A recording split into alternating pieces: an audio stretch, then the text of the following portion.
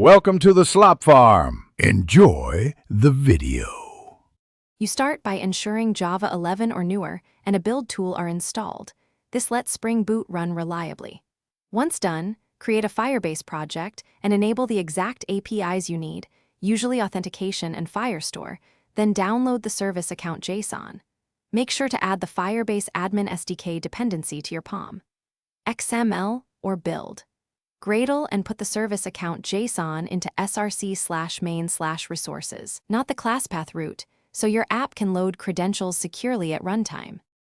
Now wire Firebase into Spring Boot by creating a configuration class that reads the service account JSON as a resource and builds Firebase options to initialize Firebase app. Then register beans for Firestore and Firebase auth so you can inject them into services. Constructor injection makes testing easier.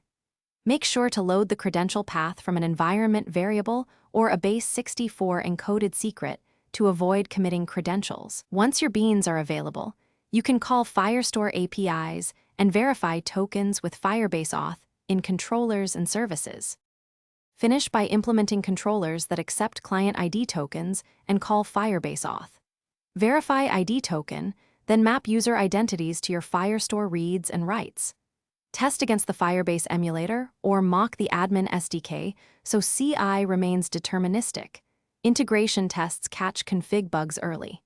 If you encounter failures, check that the service account has correct IAM roles, that the environment variable points to the right file or base 64 secret, and that network or firewall settings allow API access.